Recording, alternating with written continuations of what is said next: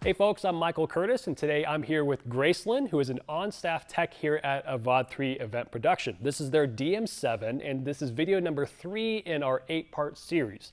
We're going to be walking through what does it feel like to walk up to the desk for the very first time, get a feel for the navigation. We're actually going to have an example show where we got a 3-piece jazz trio. Going to patch some inputs, some outputs, get a feel for what it feels like to get the routing going, and excited to share that with you. If you would also like to join Gracelyn here on staff at VOD3, at the link below, you can actually look at the current job openings. They are hiring, and it is a great place to work. All right, so let's jump right into the DM7, how you can get comfortable in 15 minutes or less.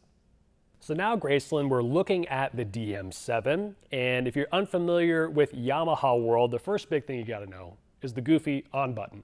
Yeah. It's the reverse of a usual mute. So if you're coming from Digico or Behringer or whatever, that's the biggest difference.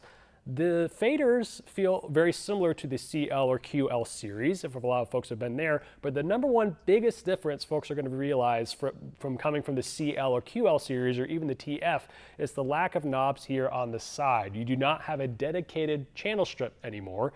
The biggest shift in workflow is moving to a contextual workflow. And so what I can say is, before you do anything, poke first.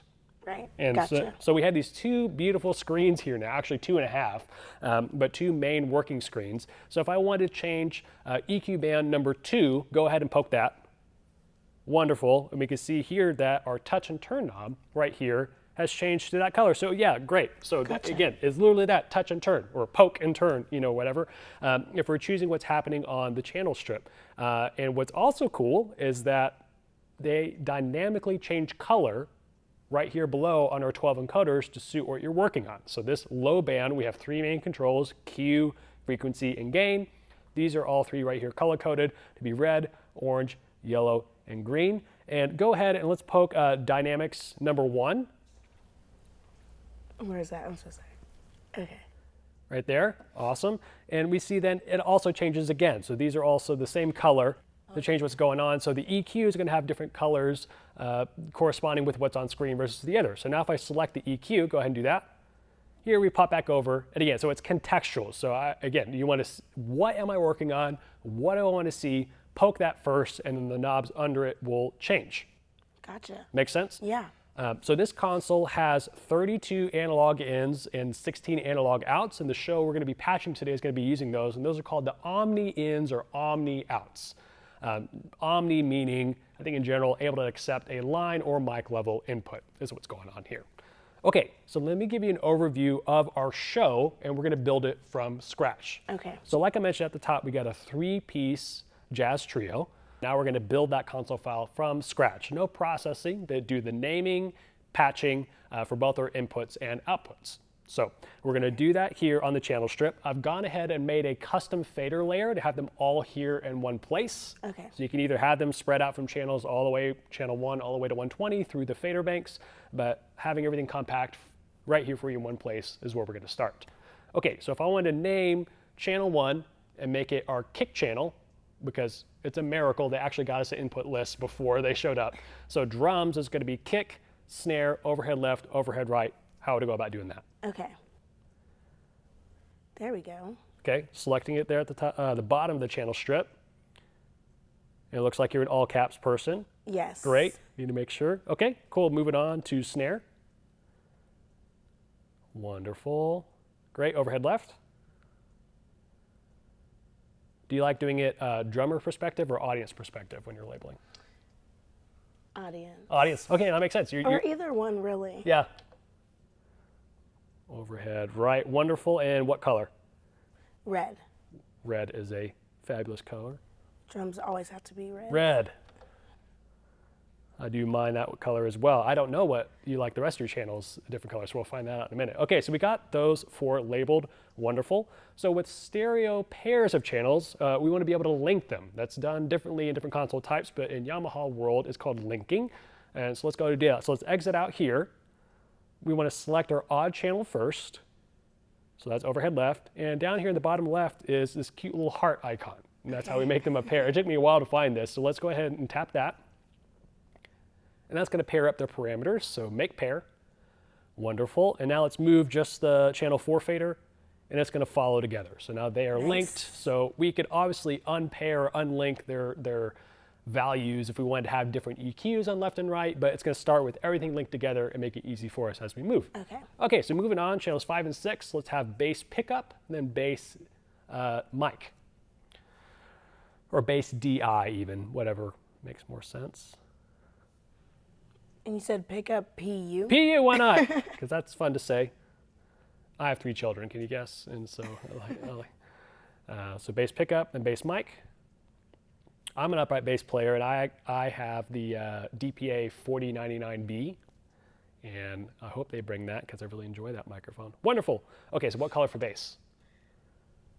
I think I'm going to keep it blue. Keep it blue. Okay, Yeah. Blue for bass. That makes sense. I like mine yellow, but I won't hold it against you. Okay, wonderful. So I don't think this makes sense to pair them since we're going to process them independently, so we'll just leave it there. All right, so let's move on to keys. Oh, I can stay right there. Okay. Because, yep, you're right. You can just poke right there. So keys left. Wonderful. Awesome. Keys right. And what color? Green. Green. Nailed it. I like mine purple. Oh, okay. I guess magenta. Oh, I guess you have a purple and magenta on this one's pretty cool. Okay, let's pair this one up. Take your odd number. Yep. Make pair.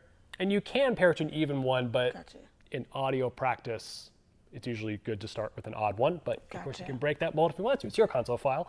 Okay, great. So we got our 4 inputs labeled. Now let's label our outputs on through, and then we'll go back and do some patching. So we have 3 monitor mixes for them. They're just going to be on powered wedges. So let's just relabel them their wedges. So maybe drum mix. Okay. Wonderful. Awesome. And bass mix.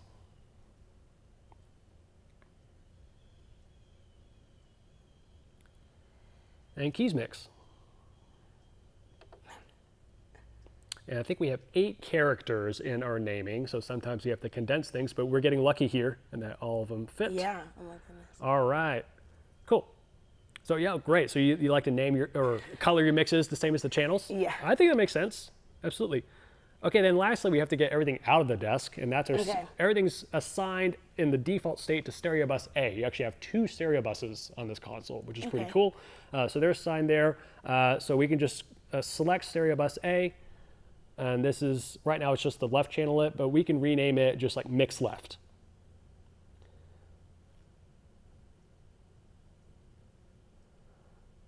Wonderful. Great. Now that we got our inputs labeled, now we have to get everything in and out of the desk. So let's start with our inputs, move through our outputs, and there's a couple places we can do it. I'm going to first have you do it at the channel view, and then we're going to look at the grid view, which is new for Yamaha apart from the PM Rivage series. So we've selected the kick channel, and now let's go up to the top left. Yep, and we can select an input. A slot, it can actually have 2 slots, which is pretty cool. And on the A, we have our Omni ins and outs. Again, we have 32 ins, 16 outs, and Omni is basically our local ins and outs. So we can select Omni 1, and that would take the first preamp here, patch it to channel 1. Intuitive, uncomplicated. But if I wanted to save time, we could use this feature called sequential patch. So let's unpatch this one. And we can say, hey, these first 8 inputs, I want 1-to-1, or matching up with each of these. So let's tell it how many we want to do in a row. It'll patch those like inputs. So how many inputs do we have? 8. 8, great. So let's put that to 8, hit OK. And now it's saying, hey, if I choose Omni 1 on a channel, these next 8 channels are going to get Omnis 1 through 8. So let's try it out. And it's going to say, oh, do you really want to detonate the nuke? So hit OK. Boom. So let's check it out. Now let's select channel 2. And it is, yes, indeed. Okay. Omni 2 and try 3 just to make sure we did it. Omni 4. Nice. Great. It's all there. So Yeah. again, with just a couple of pokes, we got there without having to go channel, channel, channel, channel. Yeah. So let's exit out of this and go to the patch screen in the upper right. Again, this is new and exciting for Yamaha to actually have a routing matrix or a grid matrix. So, Yeah. so this is grid view. I have input channel select here at the top, and we have left and right, and that shows our Omni ins and outs, and that's where it's all patched down here Gotcha. left to right. So just know that you can do it there as well if that's more comfortable if you're coming from another console series that does things more this way than on the channel. So again, a couple ways to do things. Okay, let's exit out here. Now that we have our inputs patched, let's use our analog or omni outs. So let's select mix 1 or our drum mix. Boom, we got it. So same way, let's try it first on the actual channel. And these are omni outs now. So let's do our sequential patching feature for our first 3 mix buses to our first 3 omni outs. How would I do that? Boom, yep. You're on it. 3. Fantastic, okay. Okay. Awesome. And then Let's execute. I'm on. So we're on mix bus 1. No, you're doing great. Yeah. So we were on mix bus 1. I want it to come out of Omni 1. Out of Omni 1? Yep. Boom. Fantastic. And we can even see the little labels below tell me Omni 1 just got mix 1, mix 2, Yeah. mix 3. Okay. So Gotcha. a little thing to know, it does not pull the channel name, it pulls the actual, Right. like the ontological name, I guess if you will. Like it is a mix bus 1 that we've named this, but it tells me Omni 1 is getting mix bus 1, mix bus 2, mix bus 3. Right. That makes sense. Okay, so now let's try lastly to patch our stereo bus A Okay. left and right out of the desk on the patching or grid matrix view. Stereo bus A. Yep. So I'm challenging you. We haven't been here. Yeah, there you go. That's that channel. So I don't want to use this view. I want to use the grid view. Okay. And where am I patching it? So right here on the upper right. Yeah, there you go. So right now I'm on input channel. So I want to go to output channels. Right. Perfect. There we go. And I need to scroll and find my stereo bus. Okay. So I know, again, we were drowning in a sea of mixes. There you go, Yeah, boom, stereo there we A. go. So it's already patched. Where is it? Looks like Omni 1516. Let's just say Yeah. for funsies, I want to move it to 5 and 6, or also have it on 5 and 6. Okay. There you go. Yep. Maybe one more below. Oh, gotcha. There you go. That makes sense. All right, Gracelyn, as we land this plane, we're now ready for the band. And to get there, we got used to the UI and workflow that's unique to the DM7. We've learned about the contextual movement of the knobs and faders and colors on the screen. We've learned how to patch the Omni ins and outs and just get an overall feel for how the desk wants to be used. And now we can get to sound check, assuming that the drummer shows up on time, which we cannot count on. Anyway, if you would like to work here at Avad 3, get your hands on this desk, check out the link below. There's a myriad of positions, some in the shop, some working at the headquarters, so make sure and check that out. Again, I'm Michael and Gracelyn here at Avad 3 Production. Thanks for watching.